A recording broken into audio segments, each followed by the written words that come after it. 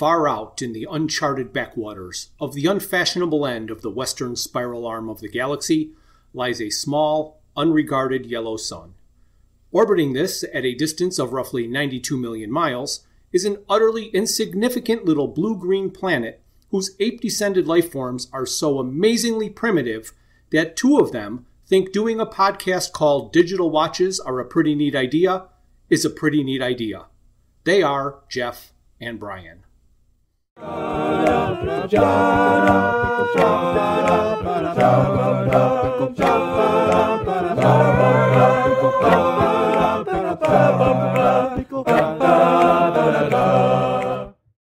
there, this is Jeff. I'm with my friend Brian, and this is our summer solstice bonus episode.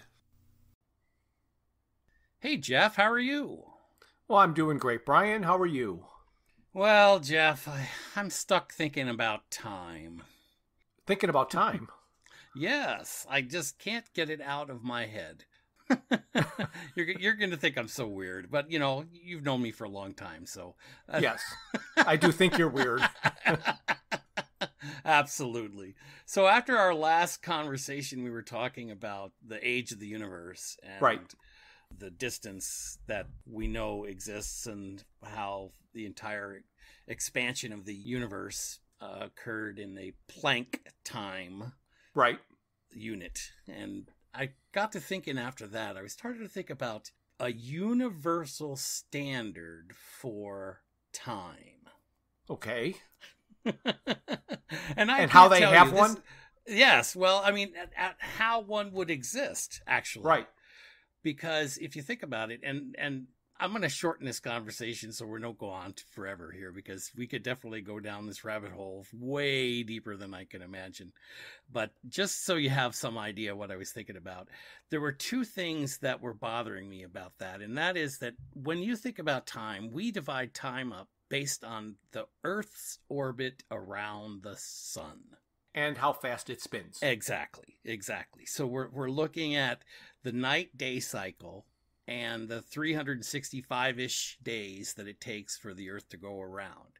So those particular units of distance and time are divided back down into the minutes and seconds and all of these divisions that we currently know. Mm-hmm. And I thought, but those things are all relative to our place in the universe, our galaxy, our Earth, our sun, right. Our distance from the sun.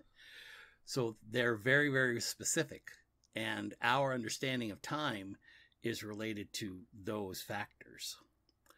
So I started thinking about, well, how could you come up with a standard for the entire universe as a standard of measured time? Because you would need two pieces. You would need a standard distance and you would need an interval. And you would need definitely an interval, mm-hmm. but you don't necessarily need a distance. Right.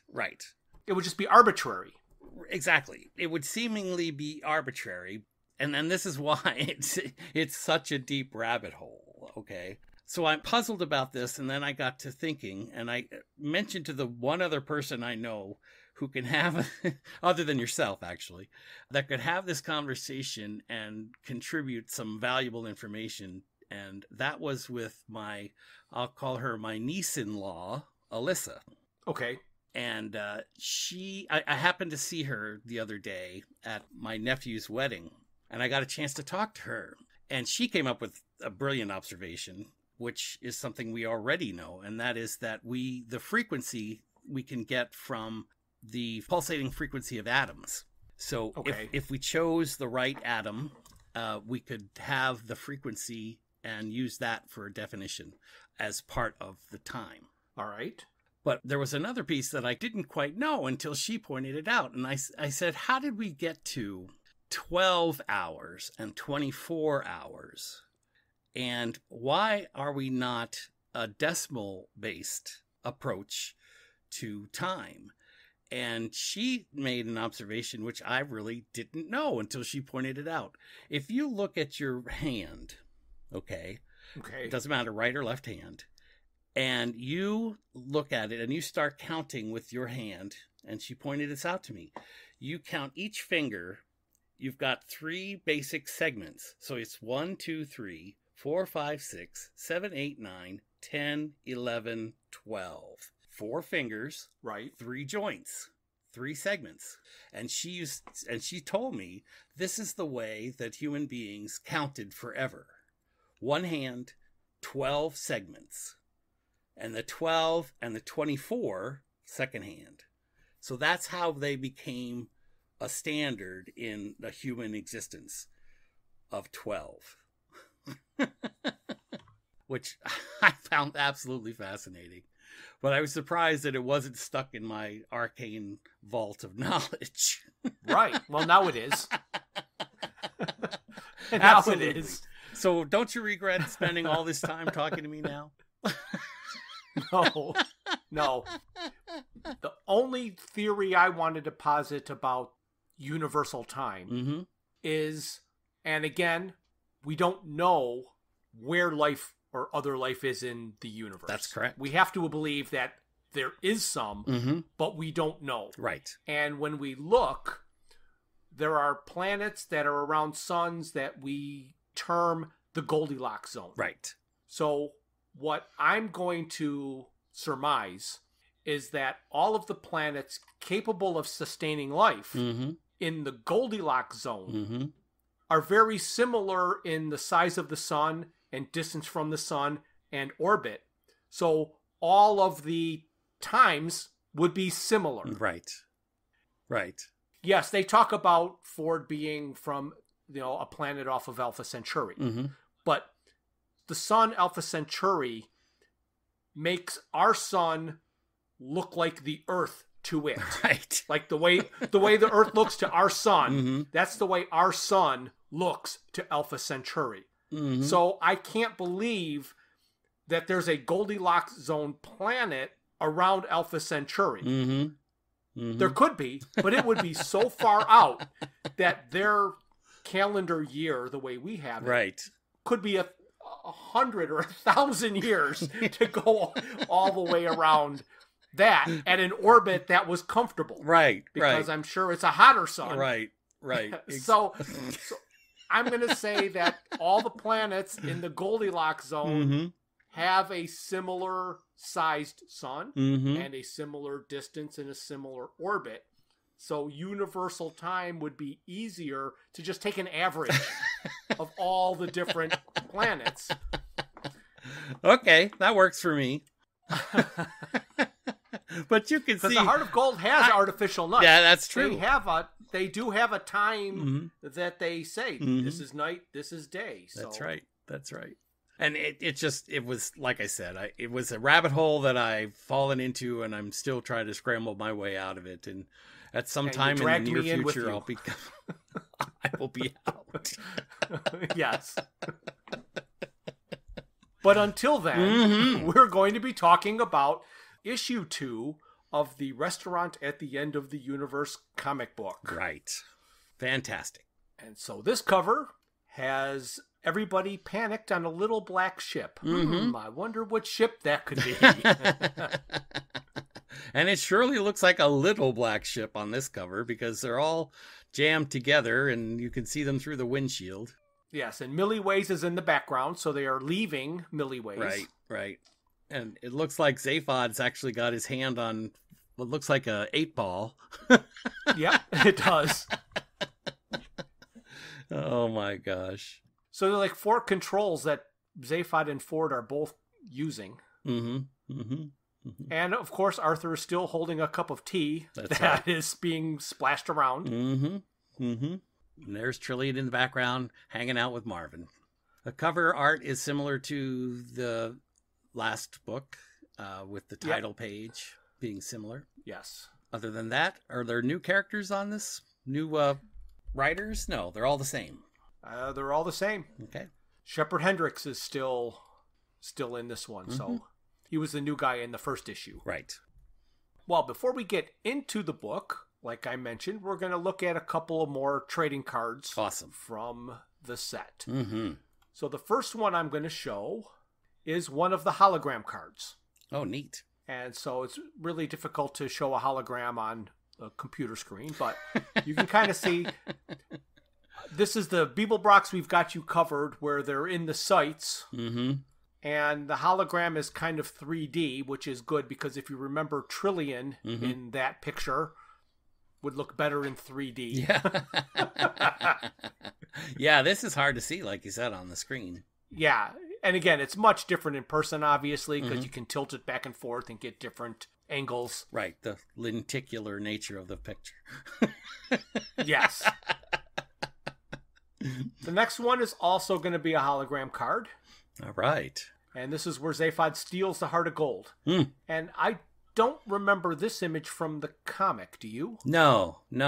So it's nice that it's a unique one. It's funny. This is the first image where you see the bottom of the shoe, like the bottom side. And it does look like a big footprint. Right. And his Paralyzo bomb didn't seem to work very long because everybody seems to be waving and yelling and shouting as he's flying away. Then we're going to have the Tech Chrome cards. Okay. And this is Zaphod on the Run. This looks like a poster for when he was running for president. Yes, his campaign poster. Mm-hmm. It's funny, he's wearing a double-breasted jacket, right? Yes, it's, very Sergeant Pepperish. Mm-hmm. Mm-hmm. And then the next Tech Chrome card is Slarty Bartfast Makes His Mark. So I'm not exactly sure what he's doing there because he looks like he's in shackles. Right. Oh, he's controlling the laser that's carving out all the fjords. Ah, that's it. A virtual reality approach. Yes. And then the next Tech Chrome card is Trillion Brings the Mice. So Trillion is holding a cage of the two mice. Mm-hmm. And is that supposed to be Arthur in the background? I'm not sure. With the blonde hair? I don't know. And what's behind him there? Is that a spaceship behind him, or is that Zaphod with only one head? Oh, there you go. That's probably Zaphod with one head. And the other one dressed up or disguised or something? Yes, it's talking about the galactic president. Let's see, what does this say? On hindsight, bringing the mice along was a good idea, but just you try explaining it to a future galactic president when he's impatient to get off the planet. Right. His space speeder is double parked, and he's got a pending appointment to have extra extremities added. Okay. So they're saying they had... I gotcha. Okay, yeah, so that's Zaphod.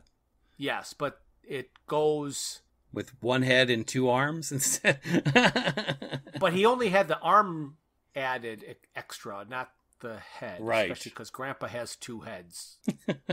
So is that the name of your punk band? Grandpa Has Two Heads? Yes. Yeah, it is.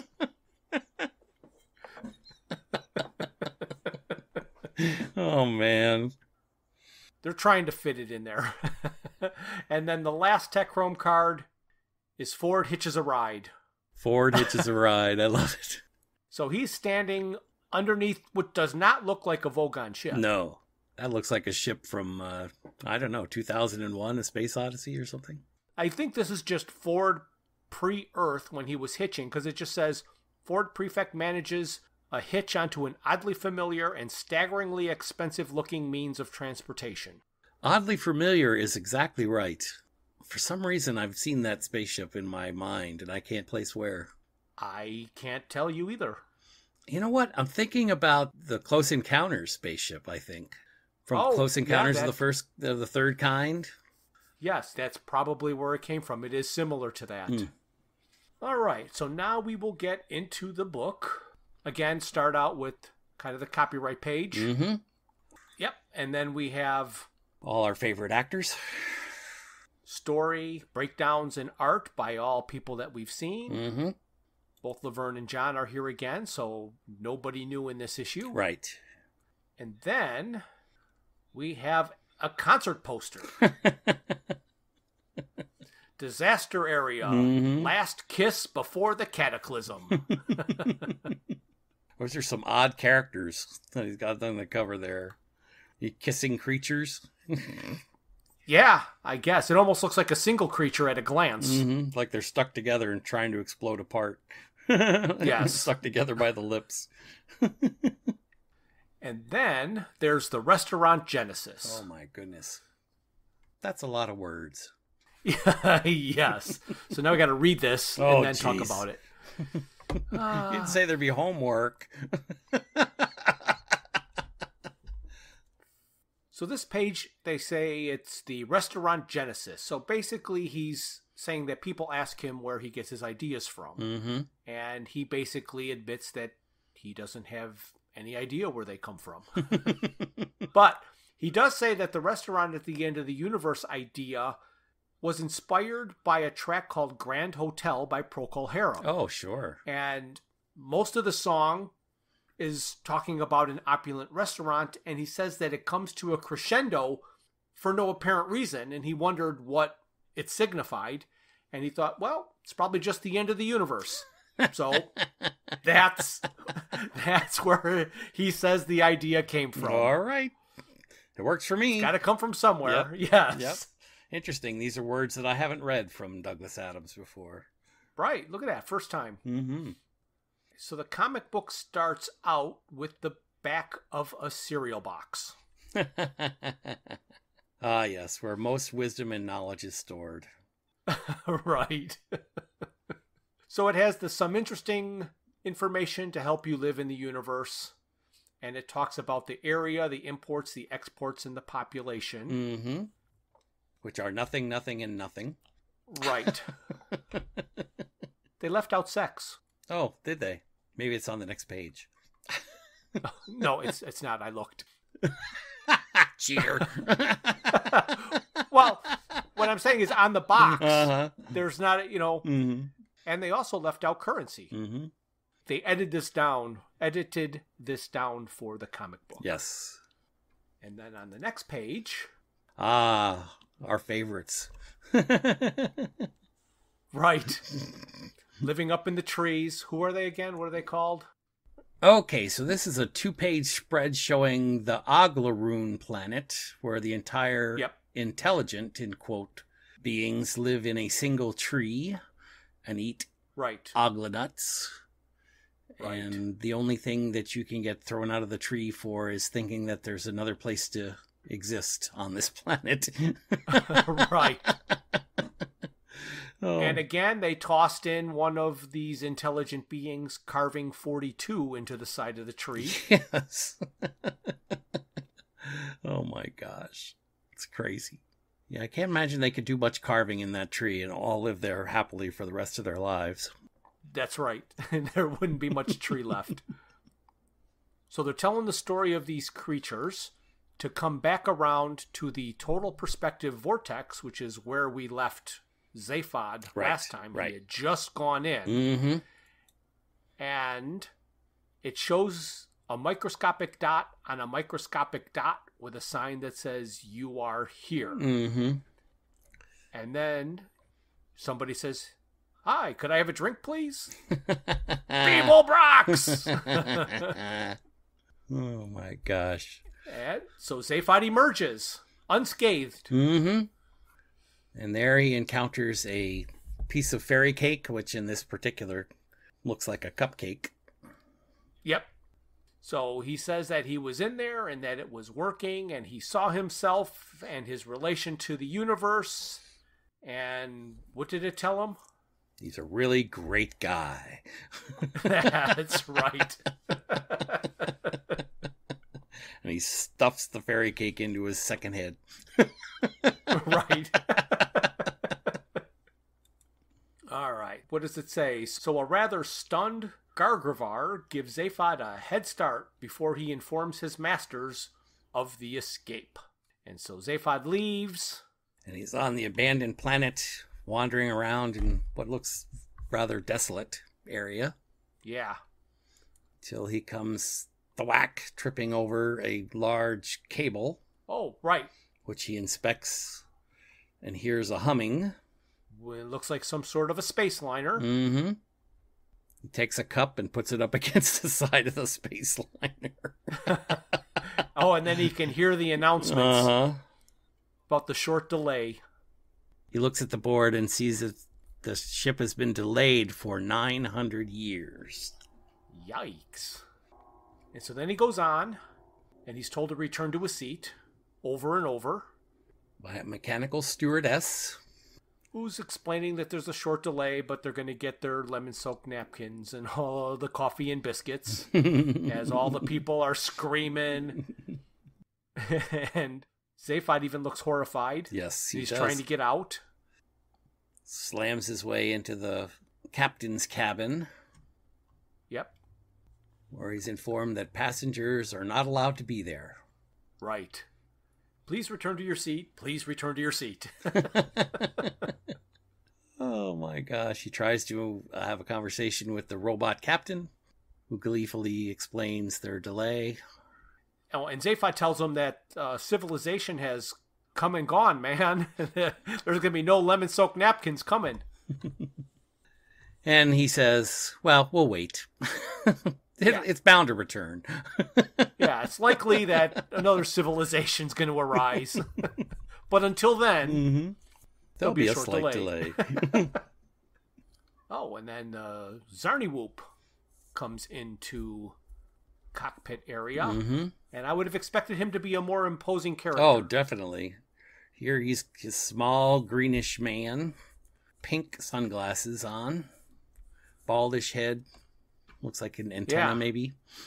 And he's way shorter than Zaphod. He doesn't even come up to his shoulder. Yes. Holding a briefcase. And he explains that when he entered the door to his office, that he entered his electronically synthesized universe. And that if he had left by the door, he would have been back in the real one. And the artificial one works from the briefcase that he happens to be holding. And he said, well, what's the difference between this universe and the real one? And Zarniwoop explains that they are identical, except for one thing.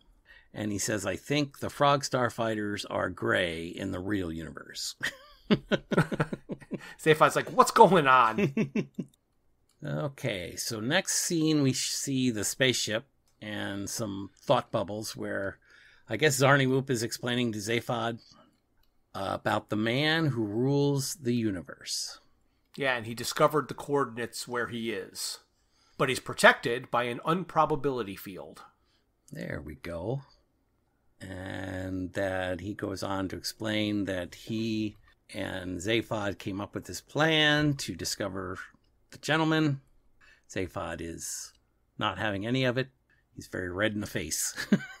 Yes, he is. He can't believe what's going on.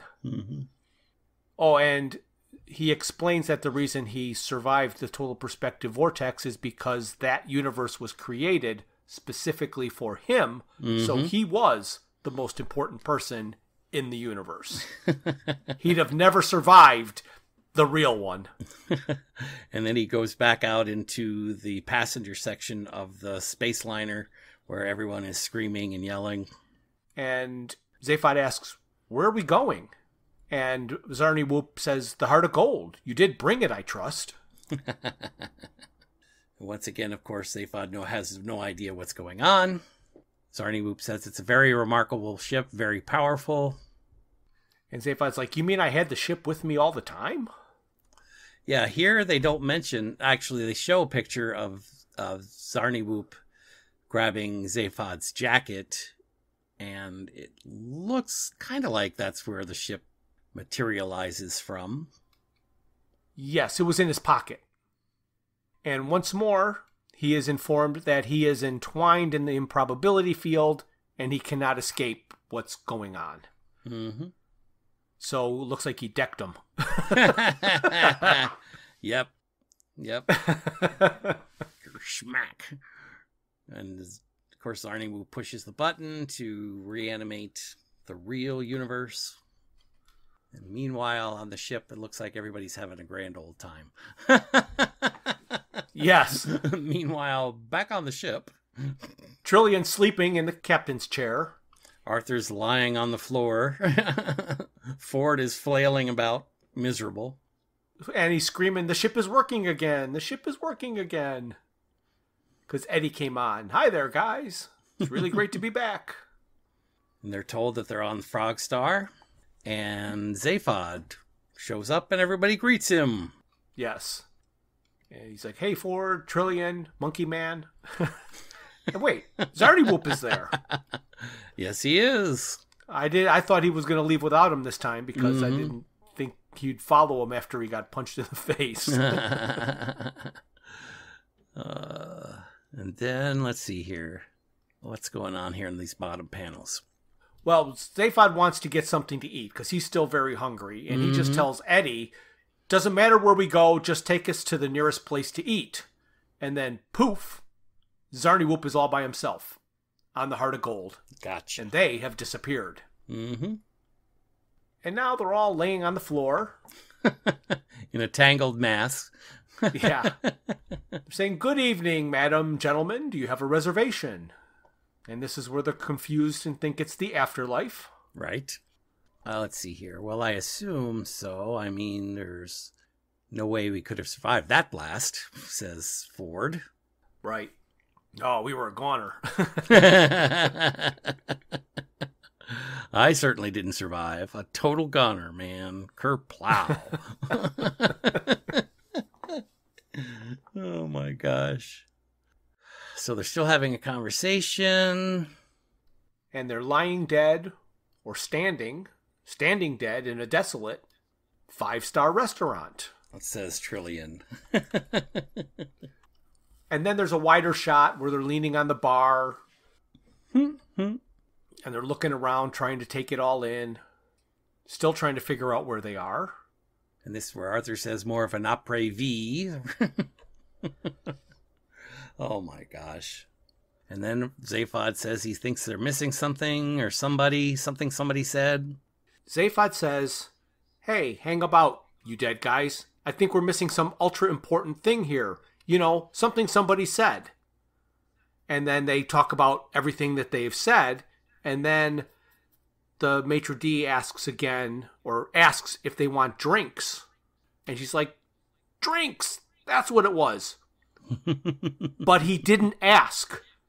Right. When you're looking at the comic before this, everything that was happening in the restaurant, there wasn't ever a word bubble coming off from the side asking about drinks. No, the only thing the maitre d' said was, "Do you have a reservation?" Right. Never asked about drinks. So again, they do the joke without doing the joke. I can see why it gets frustrating, you know? And then again, the maitre d' says that the universe will explode later for their pleasure. Mm-hmm. And again, they miss it because Zaphod says, "Right. Wow, what kind of drinks do you serve here?" Mm-hmm. But that's Ford's line. Right, that is Ford's line. And then everybody shouts about the time journey. Yeah, because he said that makes people disoriented. And I didn't realize the guy was a satyr. Yeah, I know. That's what I was just about to say. In this particular shot, you can see him with goat legs and kind of a goatee. Yeah. Yes. Oh, and then here again, this is later we're going to see that there is slight, not a flaw of this comic compared to the book, but the book in general, because they all thought they were dead. Mm-hmm. The maitre d' says, "Sir is most evidently alive, otherwise I would not attempt to serve, sir." But we do realize later that they do serve dead people. They do, in fact. Oh, and then the maitre d' takes one of his goat hooves and opens a curtain for them to follow him to their table. And says that the universe will end in just a few minutes. Oh my. And this is a double-page spread in the pastels of narration of explaining Millie Ways, the restaurant at the end of the universe. And all of the impossible things that happen. Mm-hmm. So if you've done 6 impossible things this morning, why not round it off with breakfast at Millie Ways, the restaurant at the end of the universe? Exactly. And another double-page spread. That is a big restaurant. Oh my gosh, that's a huge restaurant. It's more like a like an arena. Right. With thousands and thousands of people all milled around. You can't see the dolphin pods floating up in the sky, though, outside. No, you cannot. You can see the main stage and a couple of the various characters along the side as they wander down towards their table. Yep. With the maitre d'. Okay, so all along the panel, we're regaled with stories about drinks. And then the final panel on this particular page, you've got Trillian trying to console Arthur that he really hasn't lived. And Arthur says, "You call this life?" Yeah. So he steals Marvin's line. Yeah. And they're trying to find out from Zaphod what happened, because he had disappeared and now all of a sudden they're all together again. Mm-hmm. And I like this line. If you want to know what happened, let's just say I had the whole situation in my pocket. There you go. Which really doesn't give them an answer. No, not even close. Oh my gosh. Ford now is really looking drunk. Oh yes, definitely is in his cups, as they say. And he sees an old mate of his, Hot Black Desiato. And he wanders over there, spilling drinks everywhere. And if I didn't know that had to be Trillian next to Zaphod, I wouldn't have realized that was Trillian. No, not at all. Some of the, I think, like the scene, the artists are getting a little lazier. Fewer and fewer lines, I'll say, being used to depict the characters. Yes, and the attention to making sure the characters look the same in every panel goes away. Yes, absolutely. Like, if you look at the top right panel versus the middle left panel, there's about 150-pound difference between those Trillians. Yep. So Ford is just going on and on and on about Hot Black and all of the exploits that they had. And then he's continuing going on and on and on about all of his exploits and getting absolutely no response at all. Yep. Spills his drink all over Hot Black. Hot Black doesn't respond. Gets 2 more drinks and spills those on everybody else and Yes. himself. Oh, and then the bodyguard comes over. Mm-hmm. Looks like Hot Black's actually sitting next to a pair of asparagus.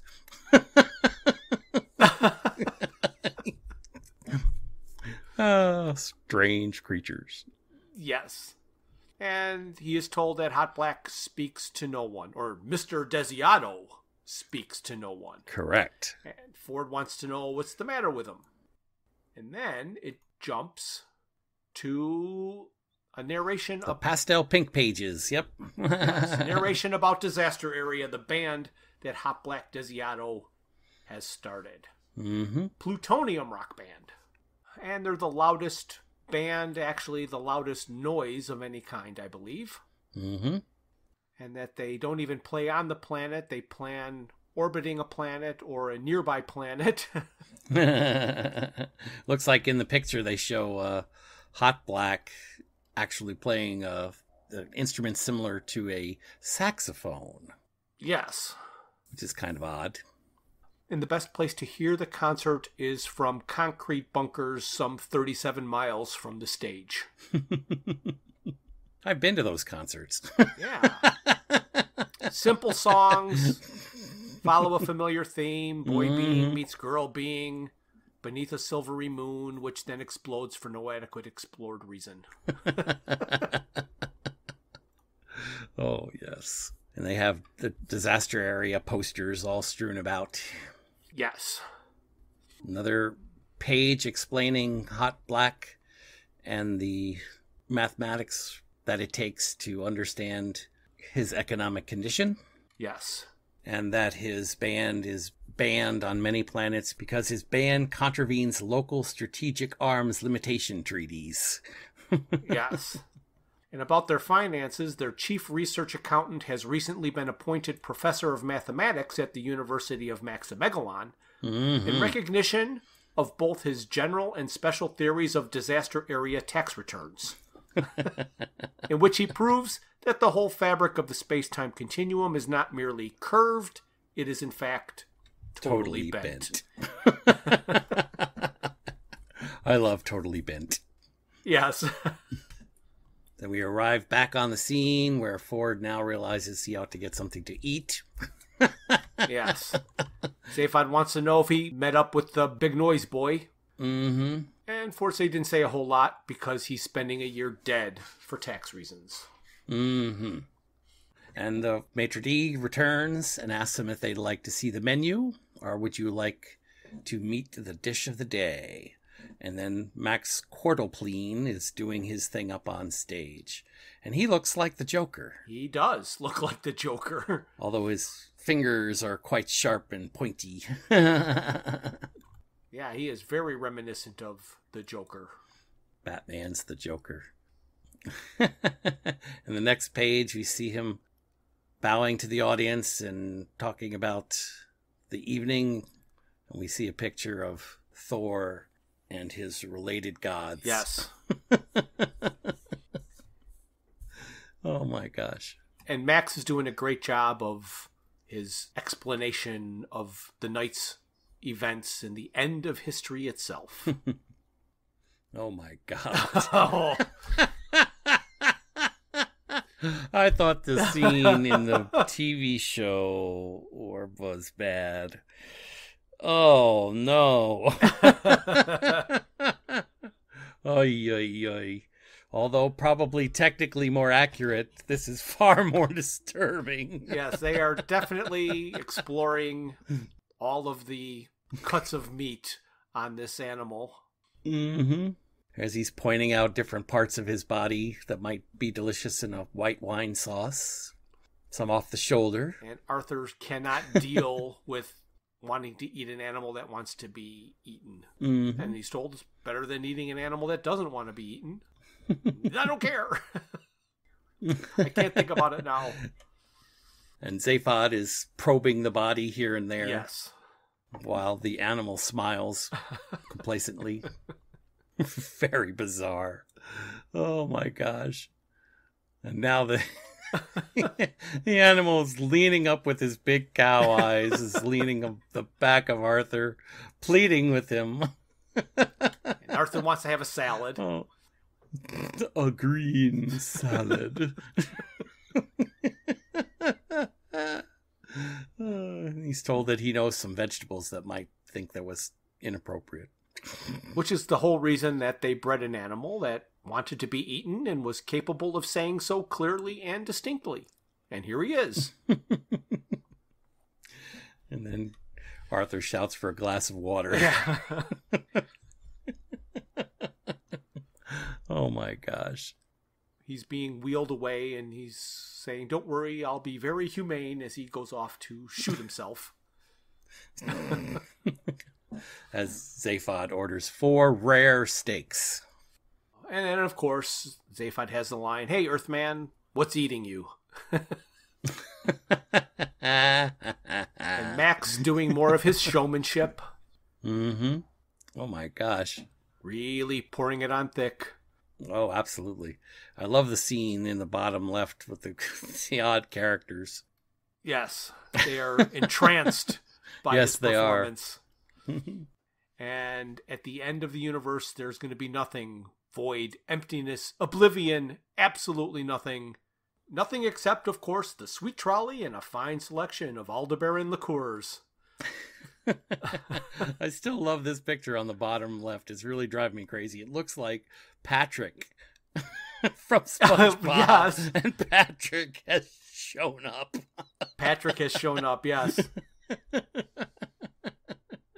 Yeah, there are a lot of weird characters there. Mm-hmm. On the next page, Max is reporting about the different groups of people who are there. The Bridge Club, which looks like a bunch of old ladies with white hair.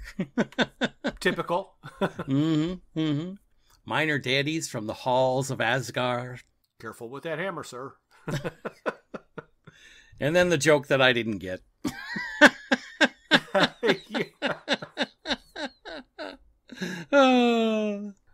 Blame the dog. That's right. gosh. They're all sitting around dog food bowls. It's funny. And then, of course, he introduces the group that are there to meet the great prophet Zarquan. And all the jokes at their expense. Mm-hmm. And more build-up and build-up for the end of the universe. On the next page, Arthur is in a panic because he's thinking that if the universe ends, shouldn't they get the heck out of there? Ford is still clearly drunk. Yeah. Oh, Zaphod's there too. Oh, yeah, he's smashed. And sticking out his tongue again, being childish. Mm-hmm. The maitre d' returns, telling Zaphod that there's a telephone call for him. And can't understand who would be on the phone. Trillian says, perhaps it's the police. And then Zaphod responds, you mean they want to arrest me over the phone? Because he's dangerous when he gets cornered. Oh my gosh. And Ford is laughing, saying he goes to pieces so fast, people get hit by the shrapnel. Oh my gosh, this picture of Arthur just deteriorating here. Yes, because he thinks it's going to be Judgment Day. Mm-hmm. And Zaphod wants to know who's on the phone, and he's told that he's not personally acquainted with the metal gentleman in question, but he's been waiting for a considerable number of millennia. Mm-hmm. And then there's the before we arrived here, we left here conversation. And then Arthur actually figures it out and gets yelled at by Zaphod. Mm-hmm. And he is again very angry and red-faced, telling him to go bang his heads together. But the maitre d' informs them that your monkey's got it right. Oh my gosh. So in the upper right-hand panel, what is Ford all upset about? I have no idea. Everybody's just sitting there calmly, and Ford's like got his hands up in the air yelling at something. Oh, I don't know. Maybe they're doing the wave in the background. That could be. The only one responding. Oh my gosh. And so this is where it's all put together that when Zaphod said to send them to the nearest place to eat, since Milliways was built on the ruins of Frogstar World B, where the Total Perspective Vortex was, they moved in time, but not in space. Right. And we are returning to our friend, the paranoid android. Yes. Who's looking rather pathetic with bandages all across his body. Yeah. And Zaphod says, it's Marvin. And one of them is like smug and the other's really confused of his two heads. And of course he's complaining that he's feeling rather depressed. Right. And so Zaphod has a conversation with Marvin, and Marvin tells him how horrible the job is and that he can stick his head in a bucket. Oh, he just called to say he wanted to wash his head at us. Yes. Zaphod wants to know where he is. Zaphod asks where he is. Marvin says, I'm in the car park. He's like, what are you doing there? Parking cars. What else does one do in a car park? And so then Zaphod tells the group to go. They're going to find Marvin, and Arthur asks, what's he doing in the car park? Parking cars, of course, you dum-dum. So Zaphod signs Hot Black's name to their check. Mm-hmm. And now, for some reason, Arthur doesn't want to leave because he wants to see the end of the universe. Right. Zaphod told him that he's seen it. It's rubbish. It's nothing but a Gnabgib. Gnabgib. Opposite of a Big Bang. Oh, you got it. Now, they don't do the whole scene at the restaurant with the dishes and the explanation. And, you know, when they move the plates around and explain the... oh, no, he didn't. Ebony bathtub and all that stuff. No, they did cut all that out. It's a little lengthy. Mm-hmm. And so they take Ford and they throw him into some machine that sobers him up. Ah, how handy that is. I don't know why Zaphod didn't get into that machine, because he seemed to be looking a little hammered previously. Yep. Oh my gosh. And then they go down an elevator tube down to the car park. And Trillian sees Marvin down on the lower deck. Ford wants to know why they don't take the personal time teleports that'll get him straight back to the Heart of Gold. And Zaphod says because he's done with the ship, Zarniwoop can have it. Let's see what we can find. Right. Well, there's an interesting expression on Zaphod's face. Again, very few lines. You know, I think it's interesting because they're showing Marvin here, and he's, of course, in a dilapidated state, or in the previous pictures, he had little patches all over him. But in each of these different panels, he's got what looks like a zigzaggy line all the way down the right side of his body. Yes. Like he's had it repaired. Right. Everything on the right side has been fixed. Right, not the left, though. Oh, my goodness. And Marvin explains that for 576,000 million years, he's counted them. He has been waiting for them on Frogstar World B. The first 10 million were the worst. And the second 10 million, they were the worst too. And the third 10 million, I didn't enjoy that at all. After that, I went into a bit of a decline. Oh my gosh. It's the people that you meet in the job that really let you down. Yes. So Ford and Zaphod are checking out all the ships in the car park. We know the jokes about the different cars, right? Yep. Different buggies, vehicles. Now here Ford is looking at a vehicle that's got Disaster Area's trademark. Yes. Where he sees Hot Black's ship. Right. And this is purple and silver and all that kind of stuff. Right. And next to it is parked a really black ship. Mm-hmm. And Zaphod is intrigued. It's a mother of a mover. And asks Ford, what do you reckon? Ford's like, what do you mean? Just stroll off with it? Do you think we should? No, nor do I. Hey, Marvin. Hey, Marvin. Oh, I won't enjoy it. Yeah. Yes, you will. There's a whole new life stretching out before you. Oh, no, not another one. Oh, will you shut up and listen? This time there's going to be excitement and adventure. I suppose you want me to open that spaceship for you. That's right. Well, I wish you'd just tell me rather than trying to enable my enthusiasm, because I haven't got one.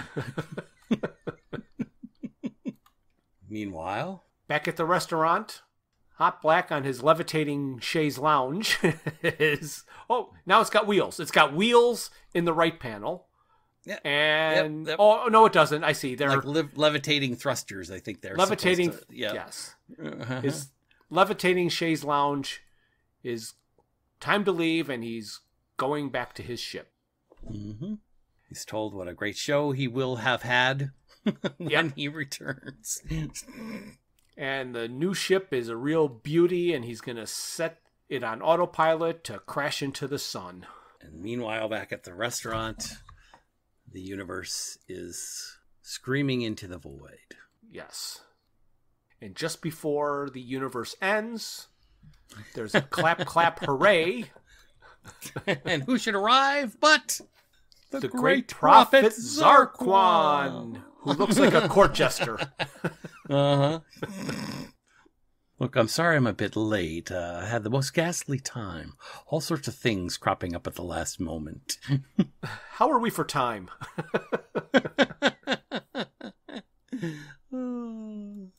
Back on the ship, the little black ship, nobody can figure out what's going on because all the controls are black and on black backgrounds, and the labels are black and the lights are black.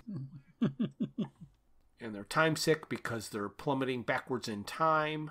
And Zaphod thinks they could use a little color about the place, so it's okay if you get sick. Zaphod says, "Hey, Ford, that's good. Have you worked out the controls of this boat? Ford says, nope, I just stopped fooling around with them. Yeah. I guess we're going to go wherever this ship is going to go and get on with it. And then they hear this announcement. The black stunt ship is now in position. It's looking good. Gonna be a great sun dive. Stage computer online. Trillian wants to know what's the sun dive. Yeah, exactly. And then Marvin responds, it means that the ship is going to dive into the sun. Sun dive. It's very simple to understand. What do you expect when you steal Hot Black Desiardo's stunt ship? How do you know this is Hot Black stunt ship? I parked it for him.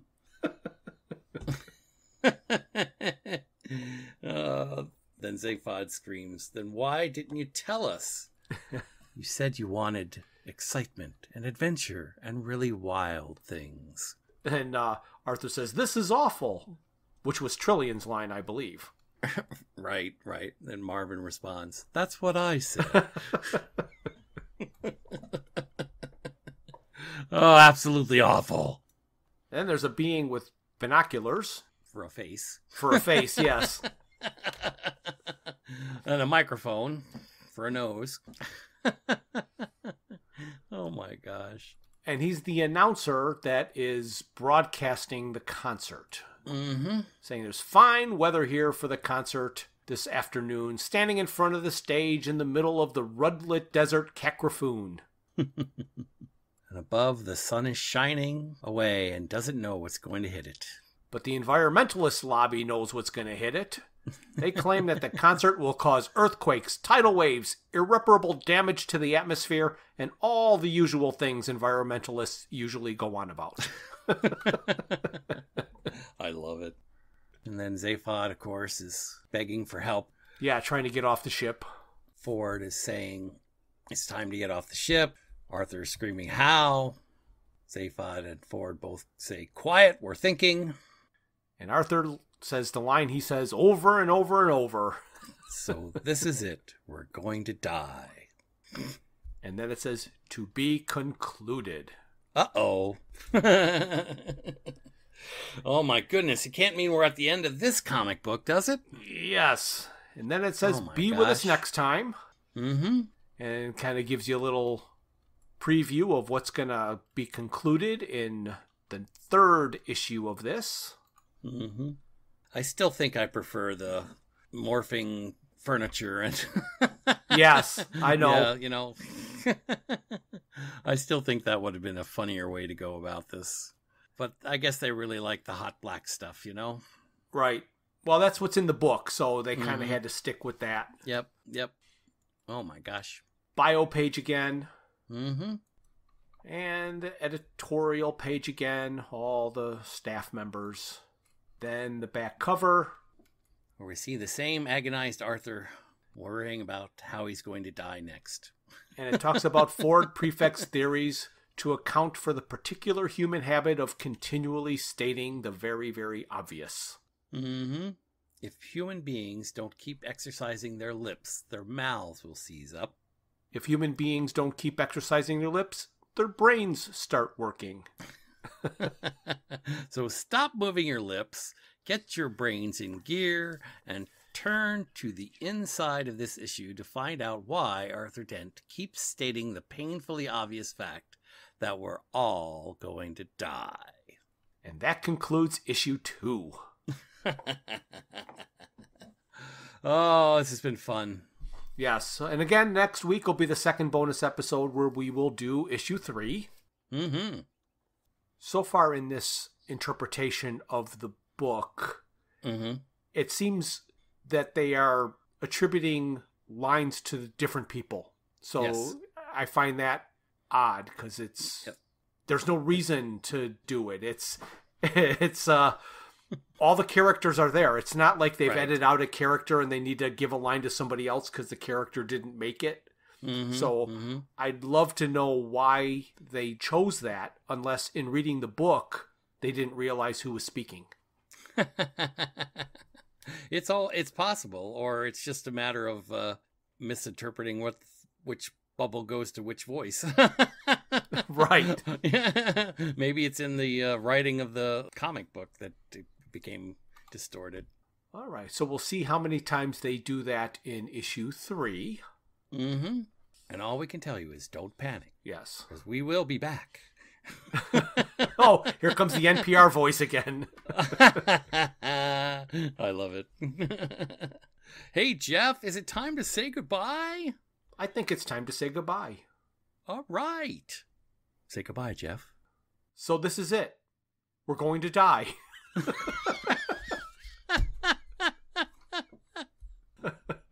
Goodbye. Thank you for listening to Digital Watches Are a Pretty Neat Idea. Look for us the first Thursday of every month for a full episode. We will also release a bonus episode later in the month. A very special thanks goes out to Luke, Max, Greg, and Tim Lesnick for arranging and performing our opening theme. We would also like to thank our talented friends and family for their voice work on our introductions and commercials. Visit our website at digitalwatchesareaprettyneatidea.buzzsprout.com, where you can find links to all my Hitchhiker's Guide to the Galaxy inspired t-shirt designs. You can find us on Facebook and YouTube as Digital Watches Are a Pretty Neat Idea, on Instagram as Watches Idea Podcast, and on Twitter at Watches Idea. If you'd like to contact us, our email is digitalwatchespodcast@gmail.com.